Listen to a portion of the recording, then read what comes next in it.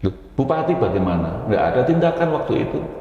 Kemudian punya wakil juga nggak ada tindakan, punya DPR 50 kursi juga tidak punya tindakan. Saya tidak tahu kenapa tidak mau bertindak, apakah ada ketidakpedulian atau bagaimana. Nggak terima aku.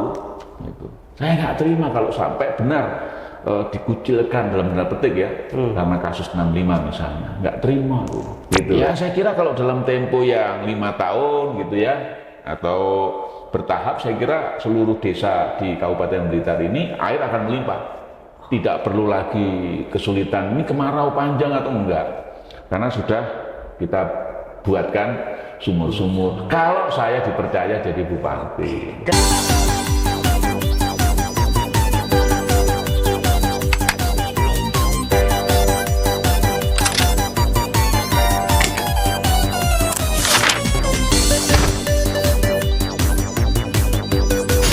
Halo pemirsa, kembali lagi di podcast Radar Blitar TV.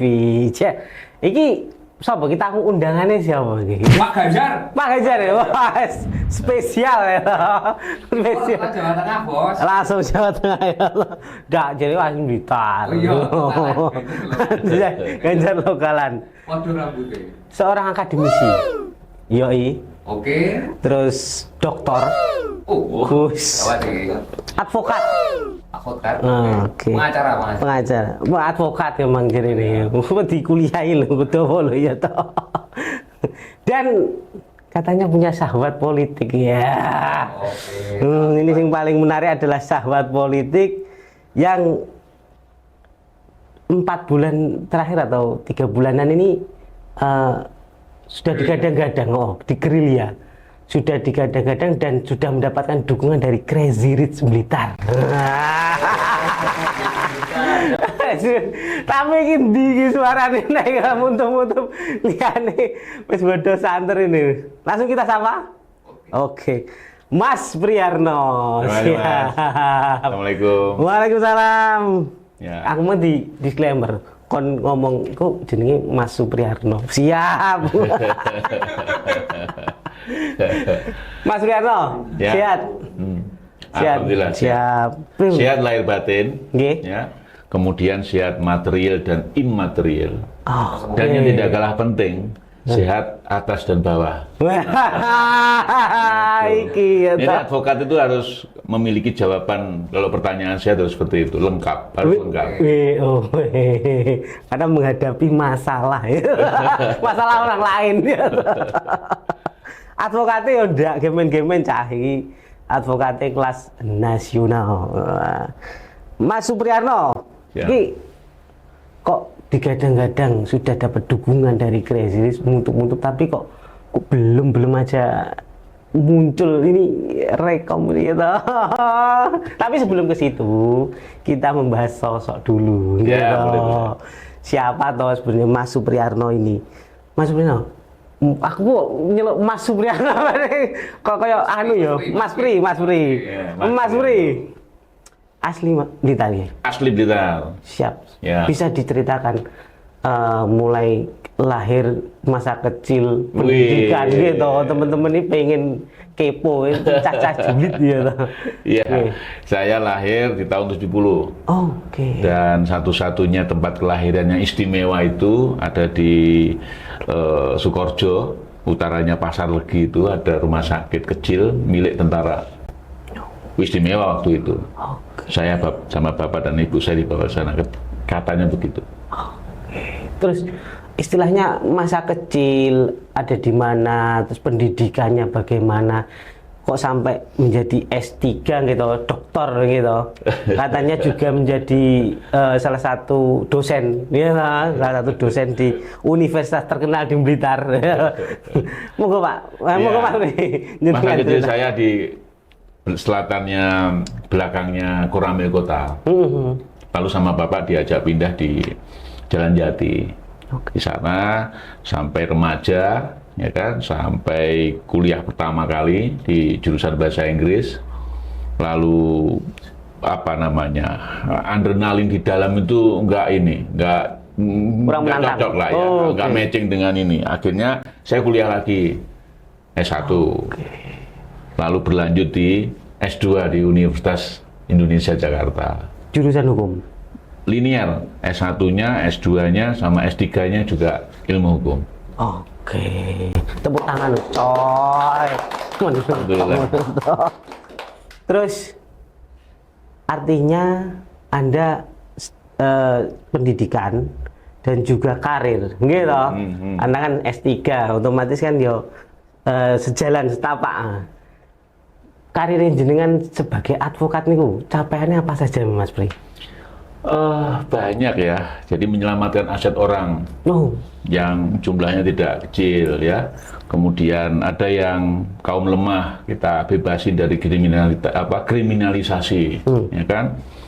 Dan banyaklah. Karena basicnya saya ini basic di Lembaga Bantuan Hukum dan Hak Asasi Manusia. Jadi tidak tiba-tiba jadi advokat. Nah, di sanalah pergulatan batin dengan rakyat kecil itu sehari-hari dan puluhan tahun. oke. Itu mulai tahun berapa itu berkarir menjadi advokat? Saya lulus tahun 2000 S1-nya karena sesuatu hal sehingga praktek hukum itu sejak tahun 2001. Saya mulai dari Lembaga Bantuan Hukum dan Hak Asasi Manusia itu di sana. Sehingga sampai sekarang berarti 23 tahun. 23 tahun menjadi advokat. Ya. Oke, apa yang menarik dari 23 tahun? Apa yang Anda temukan? Tadi kan sudah disebut bahwa bertemu dengan apa istilahnya keresahan masyarakat gitu, Yes. tentang sosial. Ya. Apa yang mungkin satu contoh konkret lah? Nggih. Ya, di negara kita itu penegakan hukum tidak pernah atau belum pernah konsisten.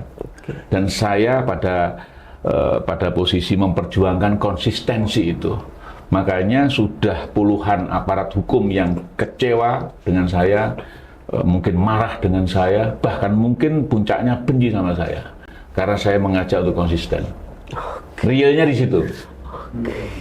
Mengajak kebaikan asli gitu. Kira-kira begitu ya. Ke jalan yang benar. marahnya. Tapi itu semua Resikonya kan dibenci sama aparat hukum. Oke. Mas Pri, tapi kiprah jenengan itu apakah juga di Blitar atau di nasional begitu? Alhamdulillah, saya keanggotaan advokat saya di Jakarta Selatan sampai sekarang. Ya. Nah, kemudian kalau penanganan hukum ya tentu karena berada di Jakarta, ada di Sumatera pernah, ya, ada beberapa kota di Kalimantan juga, apalagi di Jawa Barat gitu. Seperti itu. Mau apalagi Jawa Timur ya, daerah sendiri. Sangat sering sekali nggih. Iya.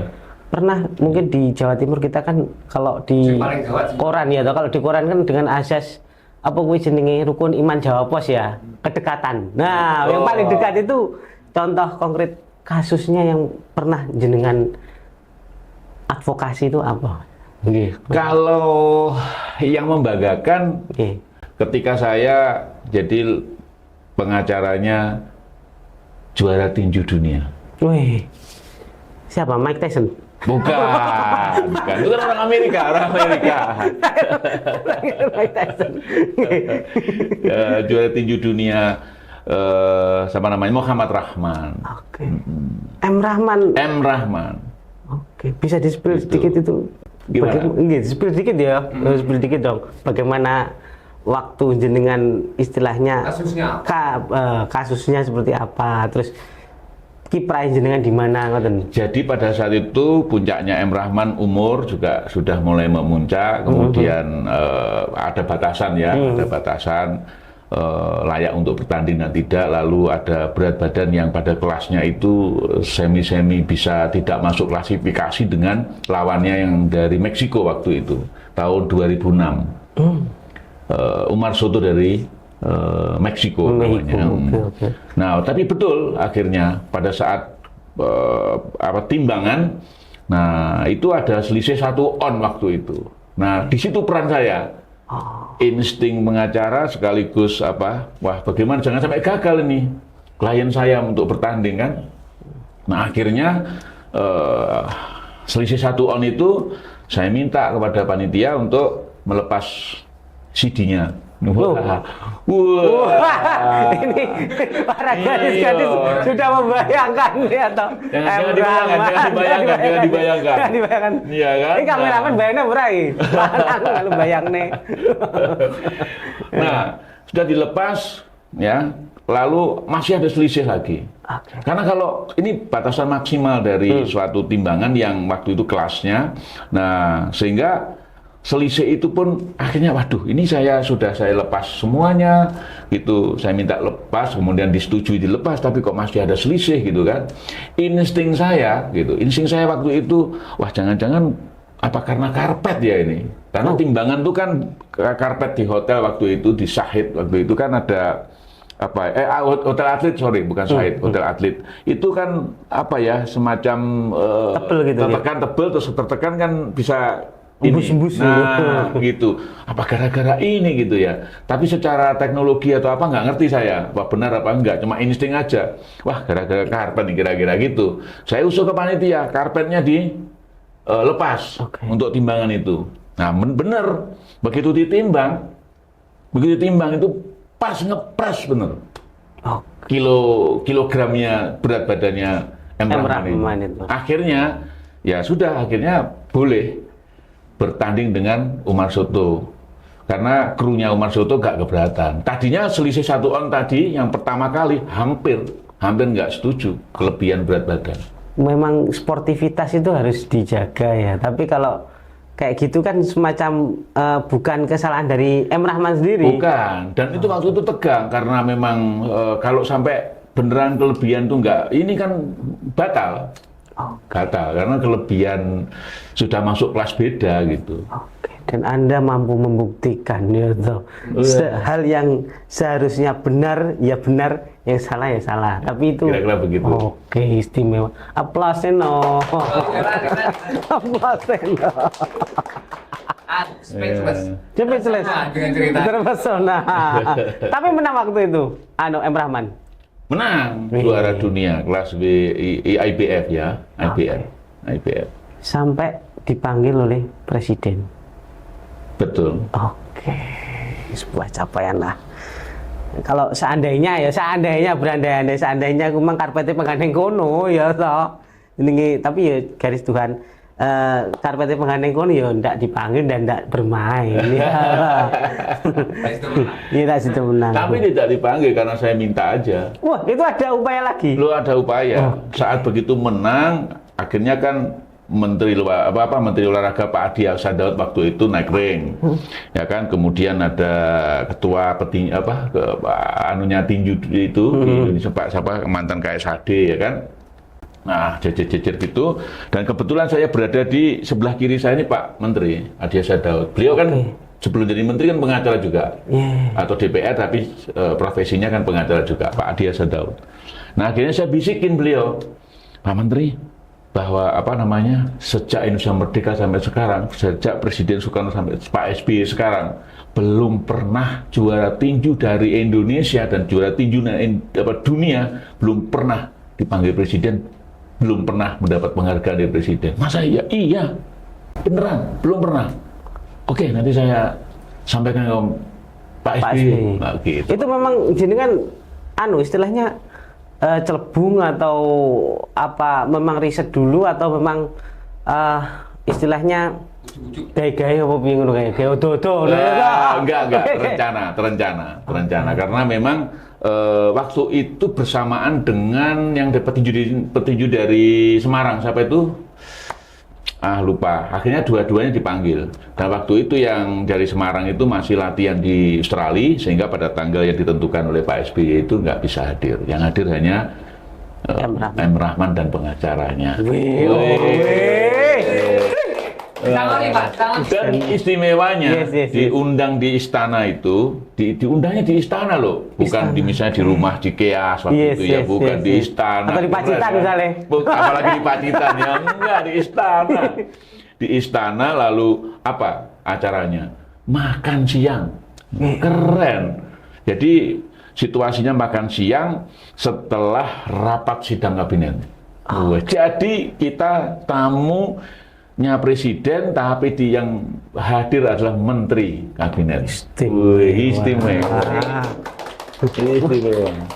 Camblitar ya, camblitar ya. Camblitar. Camblitar so blangkran kok kono. Ngono petinju. Nah, Mas Pri, Ya. berarti secara tadi edisi advokat M. Rahman itu tadi, kasus M. Rahman sudah selesai atau ada lagi mungkin? Ya, kalau yang fenomena Ya, gitu ya. terkait sosial ini sosial kan fenomena bahkan ya boleh dikatakan nasional gitu ya.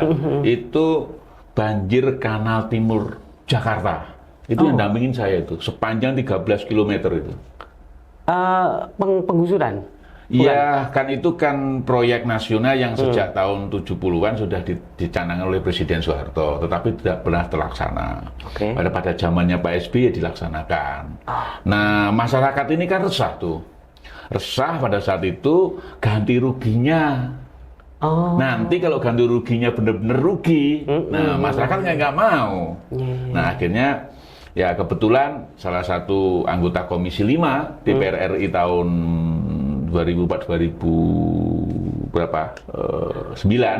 ya itu kemudian mengundang saya, dipertemukan dalam suatu rapat antara anggota Komisi 5 ini dengan anggota DPD Pak Kusumatmaja, Sarwono Kusumatmaja dari DPD-nya Jakarta waktu itu. Nah, kemudian dari situ ternyata saya dipertemukan tidak hanya politisi dua ini, dari perwakilan warga. Dia menyebutnya warga Suaka Bakti, suara warga kena proyek banjir Kanal Timur, disingkat Suaka Bakti. Oke. Dari jadi Cipinang Besar Selatan sampai Rorotan Merunda Jakarta itu saya dampingi, alhamdulillah.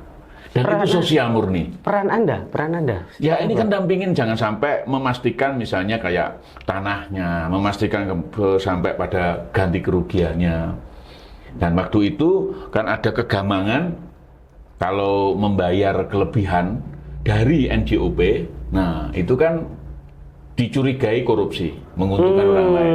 Maka kita terlibat peraturan Presiden nomor 36 waktu itu, terlibat penyusunan atau apa, ya aspirasi lah kira-kira gitu. Akhirnya di sana ada hanya berbunyi begini akhirnya, tidak seharga NJOP tapi berpedoman pada NJOP. Jadi bisa di atas NJOP sedemikian rupa. Belum kerugian ada imaterial yang lain, misalnya di situ ada usaha, di situ rumah dengan jarak kerja yang pendek. Nanti bagaimana kalau itu ganti rugi lalu jadikan proyek, dia pindah kemana dan seterusnya kan begitu. Wah, berarti kayak sudah semacam istilahnya apa jenenge? Corong masyarakat dia. Kok peran Anda sudah seperti anggota dewan, Pak? Jadi akhirnya proyek banjir Kanal Timur itu yang menikmati siapa pada saat itu zamannya Gubernur Jakarta Pak Fauzi Bowo, saya ingat betul. Oke. Dan pernah ketemu Pak Sutioso, kita juga berdebat di situ. Karena Pak Sutioso ada pertanyaan yang menggelitik waktu itu. Loh, bagaimana ini kan banjir Kanal Barat mengarah ke laut. Banjir Kanal Timur juga mengarah ke laut, ke timur, ke utara gitu kan. Kok nggak nyambung gitu? Nah, bagaimana nanti gitu? Wah, pertanyaan gelitik. Nah, saya mendapatkan karena advokasi masyarakat, jangan sampai dampak lingkungan. Saya tanya ahlinya, kalau itu nyambung kan airnya jadi terus malah muter. Makanya harus diputus, tidak nyambung biar ke laut. Yang sana barat, yang sini timur, kayak begitu. Tapi di situ perannya yang sangat penting adalah yaitu memastikan tanah itu diganti dengan sesuai dengan berpedoman NJOP, tidak sama dengan NJOP. Nah, dan gitu. Anda yang mengupayakan. Akhirnya menikmati kan Pak Jokowi jadi gubernur, menikmati banjir Kanal Timur sudah, Ahok juga sudah menikmati. Prosesnya akhirnya jadi mulus. Akhirnya prosesnya jadi baik. Ya, warga juga secara betul. Dan mengurangi banjir Jakarta. Alhamdulillah. Alhamdulillah. Kok kayak wis anggota dewan ya toh. Aku kemarin niki anggota dewan ning ndi gitu. Kok nggak bisa mengkondisikan. Ya, tapi memang peran Anda seperti itu gitu. Peran. Siap. Sosial. Apakah itu juga pemantik. Wah, pemantik hingga akhirnya Anda terjun ke dunia politik. Dan akhir-akhir ini Anda punya sahabat untuk menjadi calon bupati. Ya, itu sebenarnya Prosesnya ada keterdesakan saja itu. Bukan, tepatnya bukan syahwat politik, tapi keterdesakan. Oke. Keterdesakan yang nyambung dengan situasi kebatinan saya bersama masyarakat. Memang berpuluh tahun kita berkeringat sama-sama lah, begitu kira-kira ya. Mengentaskan segala persoalan itu, masyarakat selalu bersama-sama dengan kita, dengan saya, begitu.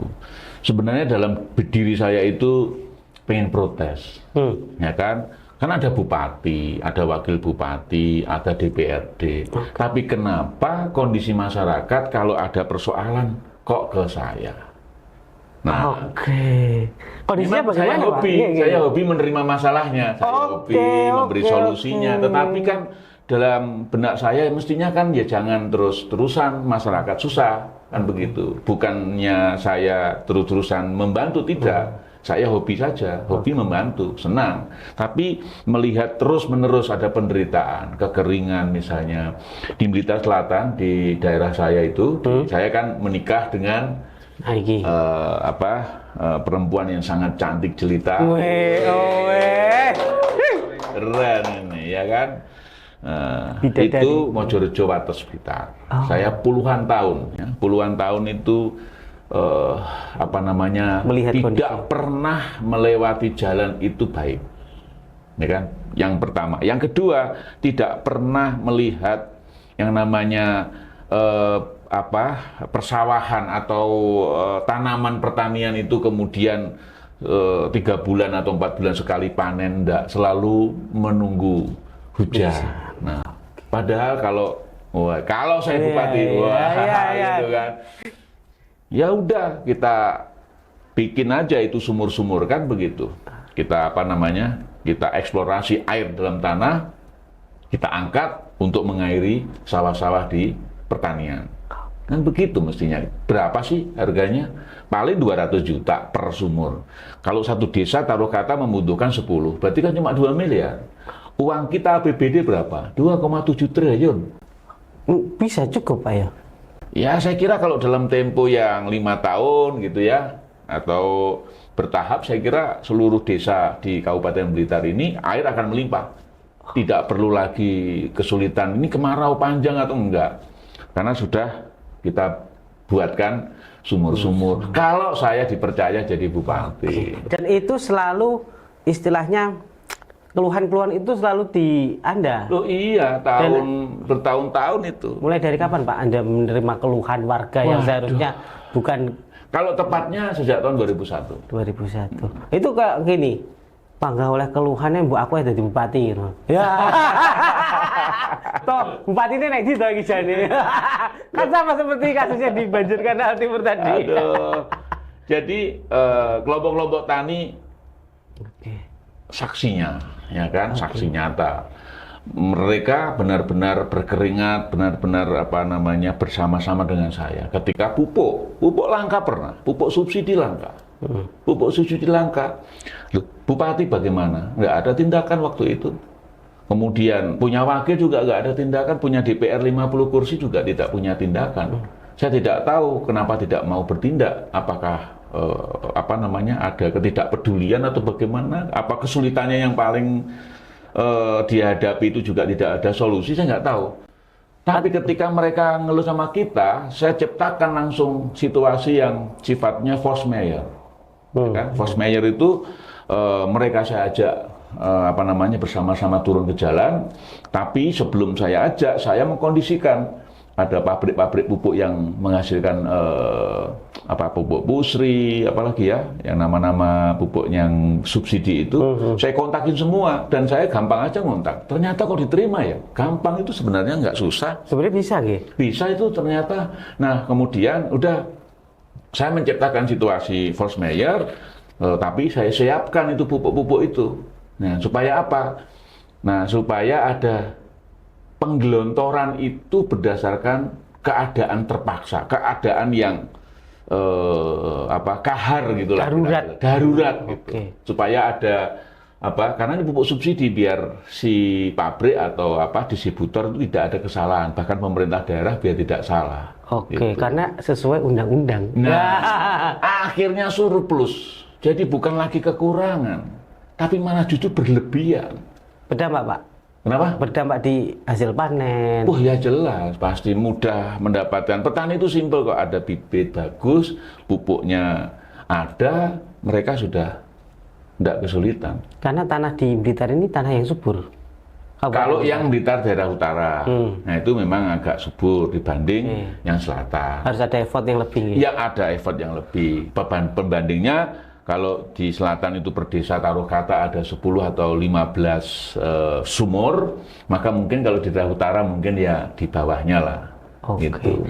Pak, Anda tadi kan mencari bukan celah ya, tapi bagaimana agar pupuk subsidi ini keluar ya, harus dikondisikan bahwa ini darurat gitu. Tapi apa sih kiprah Anda atau ini Anda itu kayak semacam Robin Hood, Pak. Kenapa tidak komunikasi dengan stakeholder yang ada? Apakah sudah ada komunikasi? Itu sebenarnya pekerjaan mereka, Pak. Nggak tahu saya. Saya begitu gampangnya, saya begitu senangnya saja membantu mereka, para petani ini. Karena ya nggak tahu ya, namanya hobi. Gimana sih kalau hobi membantu persoalan masyarakat kan?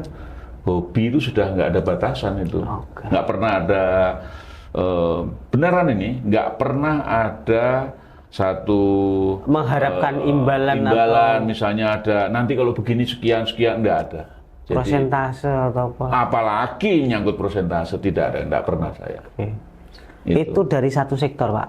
Kalau kondisi Blitar menurut survei atau pandangan kacamata Mas Priya, Pak kayak gitu, Mas Priarno, dari kacamata jenengan kondisi Blitar, Kabupaten Blitar seperti apa, Pak? Mas, Mas Ri, monggo. Saya mengenal Bupati pada saat masih usia remaja mendekati dewasa itu Pak Bambang Sukoco dari tentara yang konon juga bermasalah dengan Marsinah, ya kan? Tahun sebelum tahun 2000 ya, kalau nggak salah ya. Sebelum tahun 2000 konon ada informasi karena ada kasus Marsinah lah kira-kira begitu, nggak tahu bagaimana hubungannya. Nah itulah kemudian saya berhubungan dengan Pak Bambang Sukoco. Tapi konsep-konsepnya Pak Bambang Sukoco juga tidak tidak satu frekuensi lah kira-kira kalau bahasanya teman-teman tidak satu frekuensi dengan kehendak kita. Orang setongkrongan. Kira-kira gitulah kira-kira. Tidak satu frekuensi dengan kita gitu. Waduh, ini kalau begini caranya Blitar tetap aja begini. Atau disengaja karena Blitar ini kan tahun 65 sudah terkenal yang buruk lah kira-kira gitu ya. Kasus nasional yang buruk, sejarah kelam lah kira-kira. Atau memang dibikin begitu. Nah, itulah saya dalam jiwa saya ini gak terima aku gitu. Saya nggak terima kalau sampai benar dikucilkan dalam tanda petik ya, karena kasus 65 misalnya, nggak terima aku gitu lah. Dan itu berlanjut kemudian dilalah dari Pak Bambang Sukoco, bupatinya Pak Imam Muhadi, ya kan. Kita sudah mengingatkan berkali-kali tapi nyatanya akhirnya sampai pada penjara, ya kan? Diganti. Tapi ya itu tadi dari bupati ke bupati itu tidak ada yang progresif gitu ya. Dan itulah yang saya maksud tidak sefrekuensi. Hasilnya dan terbukti sekarang. Sampai sekarang kemajuan ekonominya stagnan saya kira. Tidak ada fluktuasi yang tajam. Ya kan nggak ada. Ya kan? Nggak ada. Kemudian misalnya lingkungan, pengusaha-pengusaha tambang ini kan merusak lingkungan. Kontribusinya apa ada? Jalan rusak nggak ada kontribusi. Ya kan? Tetap aja kita yang bergerak ya, nembel sendirilah, nandurin nanem pisang lah supaya dibangun, kan kita yang gerak, bukan penambang, pengusaha tambang itu, kan begitu. Dan itu atensi demikian ini ternyata juga tidak disambut dengan baik oleh APH gitu kan. Makanya kita selalu keras di situ. Tapi kan kita butuh butuh efektif. membantu masyarakat itu butuh efektif, dan efektif itu hanya dengan berkuasa. Oke. Kalau terus-terusan begini nggak efektif. Masa hanya karena persoalan lalu kita bergerak berjuang keras gitu kan, sampai nabrak ini itu misalnya kan lama-lama bagaimana gitu kan nggak efektif. Gitu. Mas Pri ki anjene wong pergerakan ya. Wis kawak iki tahun 90-an. Pak, memang Kabupaten Blitar ini menurut kacamata Anda itu ada kesenjangan dengan wilayah lain? Iya, ada. Dulu waktu kedatangan Waketum PBNU, kemudian ada juga dari Waketum PP Muhammadiyah tahun berapa ya? Kurang lebih tahun 2002 atau 2003 ya. Saya ingat betul di Kusuma Wijita diadakan di situ. Saya usulkan, karena saya diundang, saya usulkan hapus sejarah kelam Blitar. Ya kan? Kemudian angkat kebenaran yang sesungguhnya. Jadi dihapus, tapi juga diangkat kebenarannya. Maka kemudian kita berproses terus, alhamdulillah disambut dengan Presiden Gus Dur waktu itu, kemudian lahirlah Komisi Kebenaran. Nah, makanya lama-kelamaan sekarang sejarah itu sudah benar-benar Luntur. Dihapus lah ya, nggak perlu diungkap lagi. Tetapi kemudian yang muncul, kalau tadi saya bilang pada saat sama Pak Bambang Sukoco, apakah mungkin memang disetting supaya tidak maju karena ada peristiwa 65, kan begitu waktu itu. Tapi sekarang sudah tidak ada itu, kan? Tapi kok tetap aja. Nah ini berarti ada sesuatu policy yang tidak pro rakyat. Pak. Ya. Pak Bomas. Oh, iya. Pak Bomas. Aku jadi gitu tawaduknya ya seorang host. Menunjukkan Mas ya. Tawaduknya wong ijo ya. Mas Ri, Mas Piano. Artinya sesuai kata-kata Anda tadi bahwa kebijakan atau polisinya tidak berpihak kepada rakyat. Setelah stigma itu sebenarnya sudah dihapus sejak era Gus Dur. Sebenarnya sudah dihapus. Oke. Mungkin saja mereka atau orang-orang yang stakeholder itu berkilah bahwa APBD ini tidak cukup. Kemarin aja 2,7 triliun untuk membangun kabupaten sebesar ini apa ya kah cukup? Monggo. Mindset kali ya. Di mindset orang yang menciptakan policy dari DPRD maupun dari pemerintah ya, dalam ini bupati, siapapun bupatinya yang terdahulu maupun yang sekarang, DPRD-nya yang terdahulu maupun yang sekarang. Jadi mindset APBD itu hanya pembelanjaan. Ya, jadi bukan pada peningkatan PAD atau pendapatan. PAD saya kira mereka wawasannya atau mindsetnya itu kan hanya retribusi, kan begitu kan. Sekarang contoh nih, hasil tambang yang dikeruk oleh penambang, ya, kalau itu stop, izin Menteri Keuangan misalnya, ya lobby dong. Hasil penjualan ini tidak pernah ke APBN, tapi langsung di APBD dan berasal dari misalnya Blitar Selatan. Ya ini berapapun kemudian dicurahkan hasilnya ke Blitar Selatan, rakyat. Nah, itu satu. Belum lagi daerah sumber daya alam yang ada di utara, kan begitu. Yang kedua, kita tidak pernah ada mindset misalnya ekonomi yang sifatnya ekonomi bisnis gitu ya. Nah itu kan nggak ada. Ya kan nggak ada. Mana? Greenfield sama RMI. Miliknya siapa? Swasta. Swastanya dari mana? Kan bukan orang Blitar, bukan orang Indonesia, kan bukan, ya kan? Nah, tapi bagaimana menciptakan sebuah titik-titik investasi yang itu kerakyatan, investasi swasta dan kerakyatan. Ini yang penting, kan begitu. Mindset kita sehingga 2,7 triliun hari ini itu sebenarnya kalau dalam tempo 5 tahun ke depan, kalau mindsetnya policy ini ekonomi bisnis itu bisa 5 triliun nanti. Sebenarnya dengan cara apa? Yaitu ada titik-titik ekonomi bisnis yang harus dimiliki oleh kita. BUMD mati tidak mau, hidup juga segan. Ya kan? Ini kan policy sebenarnya. Bagaimana harusnya kan begitu? Karena namanya badan usaha, berarti harus berusaha. Berusaha apa saja tentunya kan begitu. Polosinya juga harus support kan begitu kan. Oke. Ya kan? Nah, terus misalnya lagi produk-produk UKM. Kan hanya paling-paling hanya pameran, ya kan? Bupatinya datang potong pita, tepuk tangan, ya kan? Nah, lalu mereka effort sendiri, berjuang sendiri, pemasaran kemana dan seterusnya, kualitas misalnya, apa saja lah. Kan seperti berjuang sendiri, ya kan? Coba kalau misalnya ambil kan hari Sabtu dan Minggu, itu kan bupati libur. Itu hak lo ya. Oke. Kalau saya jadi bupati, Sabtu Minggu saya jadi marketingnya UMKM produk Blitar. Oke. Mau emping melinjo, mau apa lagi, mau emping ketelo, ya, apalagi rengginang, barangkali kerupuk, puli, apalagi, Ndok asin. ya kan, ndok asin, Enak orang. ya kan. Hari Sabtu Minggu saya bupati misalnya, saya akan jadi marketingnya dia, salesnya mereka rakyat itu. Brand ambassador go internasional. Nah kayak gitu kira-kira. Bayangkan ya, bupati nelpon duta besar Indonesia yang ada di Amerika. Kalau bupatinya minta telepon, kira diterima nggak? Bupati. Disupport nggak? Bupati yang telepon, iya kan? Pasti disupport dong. Tinggal ngomong sales. Salesnya rakyat maksudnya. Ya minta tolong dong, misalnya ini produk ABCZ kira-kira masuk ke Amerika, bagaimana dan seterusnya. Jangan effort sendiri, ini harus ada pertolongan kalau saya boleh sebut. Harus ada policy yang menolong mereka. Dan sampai hari ini nggak pernah ada. Oke. Jangan-jangan apa ya Pak Yo?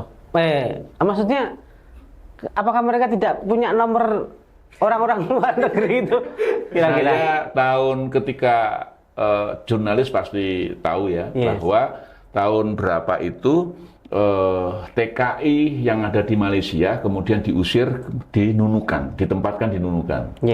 Salah satu aktivis yang protes saya, ya kan? Saya kirim surat duta besar Indonesia yang ada di Malaysia. Langsung saya faksimil, saya nggak pakai itu, saya langsung faksimil dan langsung diterima, langsung direspon, langsung telepon sama saya protes di situ dan saya hanya mencari warga Blitar karena saya waktu itu di Blitar, jadi saya cari di situ orang Blitar, saya nggak terima ada pengusiran, kemudian harus ada penanganan yang baik, nah begitu, nyatanya bisa itu, padahal saya bukan bupati waktu itu, rakyat biasa, ya kan? Cuman anak apa sih, anak pergerakan tuh apa sih kan gitu, bukan bupati, tapi nyata diperhatikan kok. Kalau sekarang jadi bupati, andai kan jadi bupati, kan lebih gampang. Oke. Kan? Lebih gampang. Mindset. Hah? Mindset. Mindset. Jadi mindsetnya gini. Dulu waktu saya pernah mendaftar jadi calon wali kota Blitar pada umur 29 tahun. Nah, salah satu program saya itu adalah ekspor, ya kan?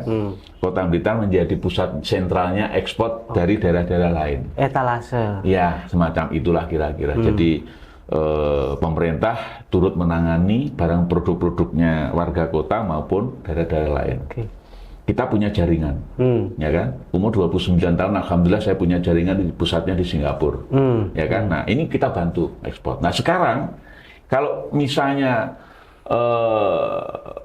kepala pemerintahan atau bupati kemudian memanfaatkan waktunya untuk menjadi apa itu tadi? Brand ambassador. Nah, brand ambassador lah, salesnya lah gitu kan. Dari para produk UMKM. Saya kira akan lebih meningkatkan ekonomi dan bisnis, saya kira. Nggak mungkin namanya dibantu penanganan penjualannya oleh bupati langsung setiap Sabtu Minggu loh kan, luar biasa.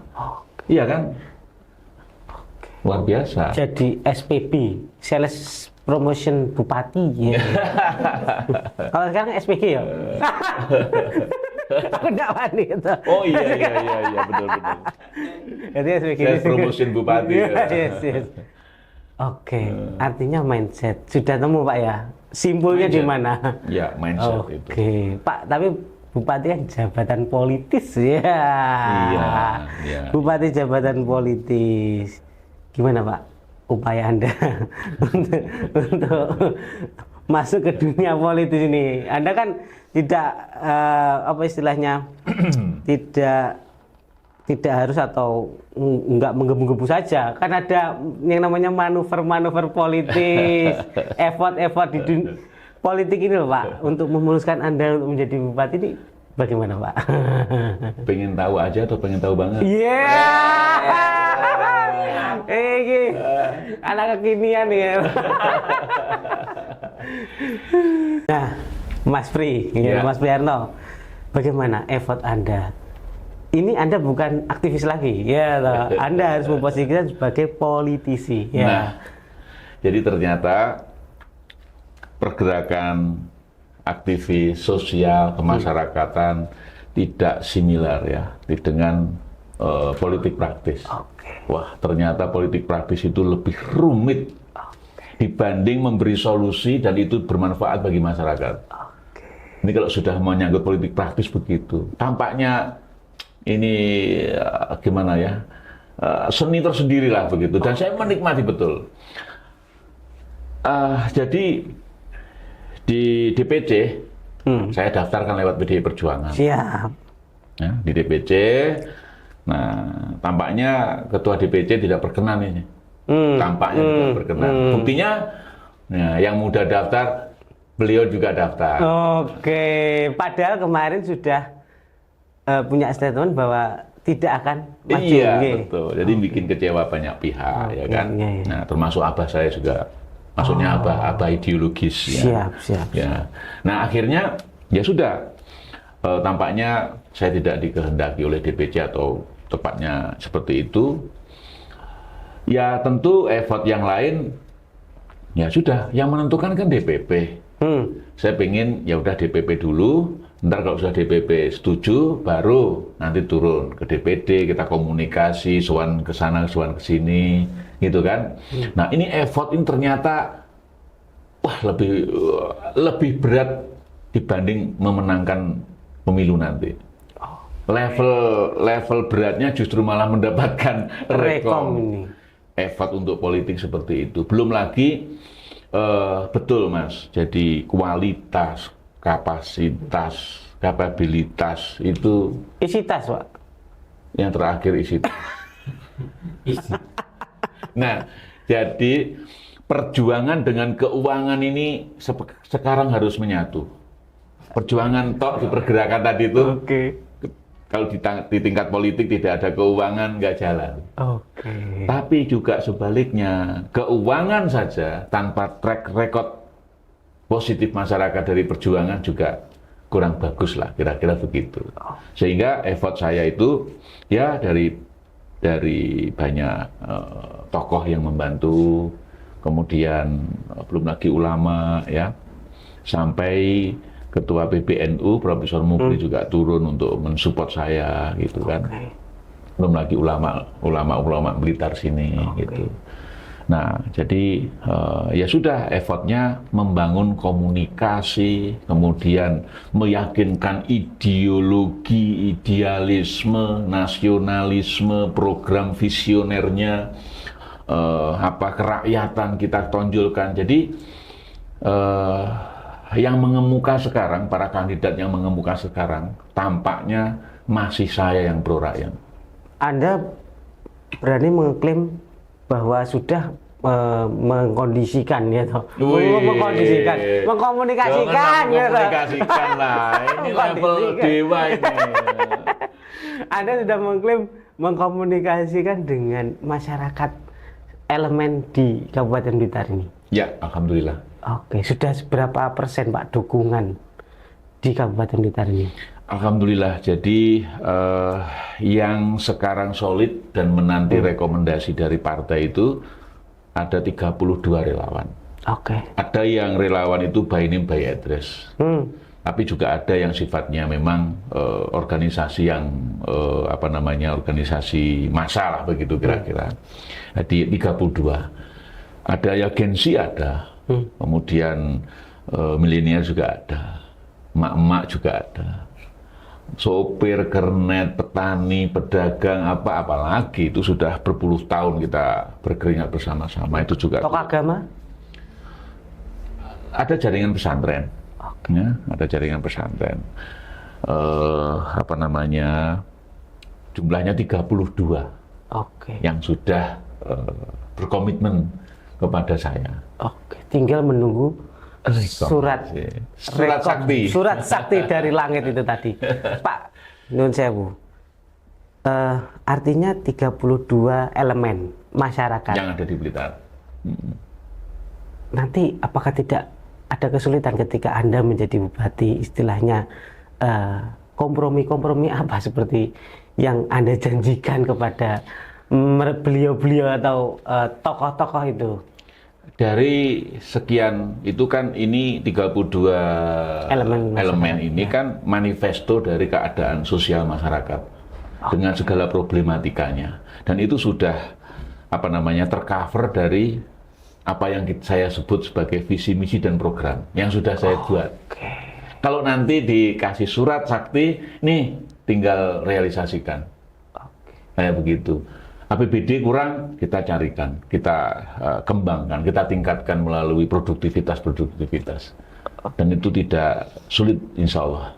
Tidak semacam misalkan, ini agak sulit Pak, bagi-bagi proyek. Alhamdulillah sampai hari ini tidak ada kontraktor yang berhubungan dengan saya. Nggak tahu, kenapa nggak tahu, sampai hari ini. Dan saya tidak pernah melakukan pendekatan sejak saya effort politik yang sampai sebut, tidak pernah berusaha menghubungi atau merekrut ya, untuk menjadi pendukung misalnya gitu. Atau support secara sponsorship gitu. ya toh. Misalnya gitu enggak. Jadi yang mengarah ke semacam proyek itu saya kira justru tidak ada ya. Justru tidak ada. Justru lebih dari itu, maka kebutuhan mereka yang saya sebut sebagai 32 elemen ini manifesto persoalan masyarakat itu sudah tertuang dalam solusi yang akan kita hadirkan dalam bentuk program, dan itu dibiaya APBD maupun kita akan menyerap dari APBD provinsi maupun dari APBN. Kepentingannya bukan kepentingan pribadi. Kira-kira begitu. Semuanya pro rakyat. Itu. Mas Priyarno, ketika sudah secara internal ya toh, secara elemen masyarakat Kabupaten Blitar ini tentunya kan yo DPP ya. Ibunya ini kan yo melihat effort jenengan. Melihat menimbang kapabilitas jenengan di Kabupaten Blitar. Sudah sejauh mana ya? Nyantolin yang tinggi ya. Jadi gini, tokoh-tokoh di internal DPP PDI Perjuangan itu memperjuangkan juga nama saya. Yang saya bangun adalah bahwa kita ini punya idealisme, punya ideologi yang sangat amat jelas, yaitu Pancasila yang dilahirkan dan dipidatokan oleh Soekarno. Itu pedoman kita, ya kan? Nah, ini yang menguatkan semacam lebih daripada survei, kira-kira gitu ya, menguatkan beliau-beliau yang ada di DPP bahwa ada sosok yang lain, kira-kira begitu, memiliki idealisme berbasis ideologi yang jelas.